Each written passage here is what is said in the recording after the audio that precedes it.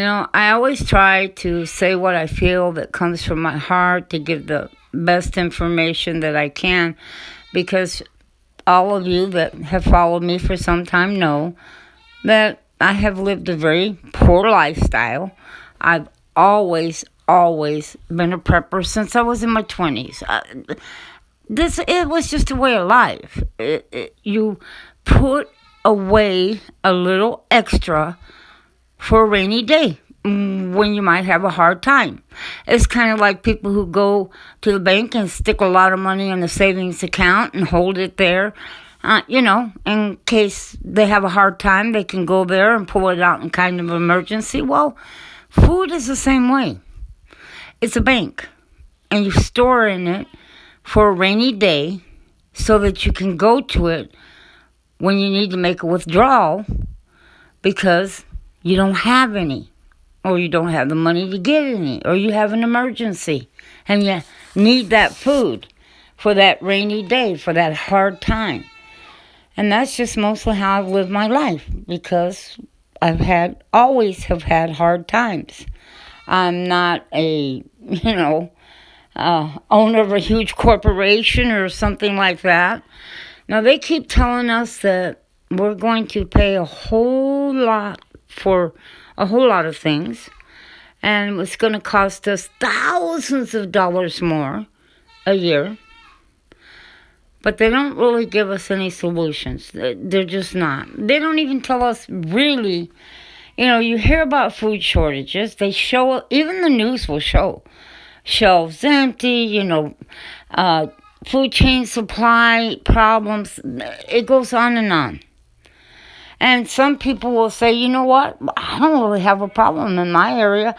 My area doesn't really look that bad. It really doesn't. It looks, okay. There's a few things I've noticed, and there's other areas that it's really, really bad at the stores, and then other stores look really fine. They look full. They don't look like they're missing much. Then there's others that there's no meat. You're going and you're like, okay, where's the beef? You don't see any. You don't see very much chicken. And so you're sitting there going, well, how come over here they have it and then over here they don't? And you basically would have to just go and search everything to see what's going on. Well, high gas prices, shortages on food, combination of, hey, when you go back to the store, what you paid for the price of, let's say, a loaf of bread. This is just an example. It's gone up by $1 when you go back. And it's that way with everything. You go shopping, 2 days later you go in the store to get a gallon of milk or something, and you're looking, you go, wow, when I was here shopping just the other day, yesterday, this was $2.50 and now it's $3. And you can walk through the store and it's that way everywhere. And some say, well, it's because the gas prices have gone up. And, well, then they tell us that we're going to have shortages. Is that going to be because of the gas prices going up? Well, no, that's got to do with, they say, fertilizer. We don't have enough. It goes on and on and on. And you're standing there asking yourself, wait a minute, okay, so we're going to have food shortages. For how long? What are we going to be short on? None of them seem to have the answer to that.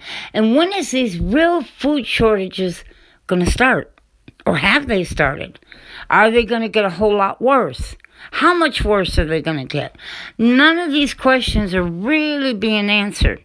But if you go to the history and you start to look at what's really going on, when someone says there's food shortages, it ain't that you can't get your favorite flavor of Doritos. It's far more serious than that. It really is. Far more serious. And that is what most people don't understand, or maybe don't know. They don't realize that when someone says there's going to be food shortages, it ain't just, well, you're not going to have a piece of cake for dessert.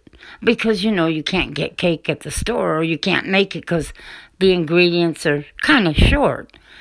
You go in the store and you can't get a 10-pound bag of potatoes, but you can get a 5-pound bag for the price of a 10-pound bag.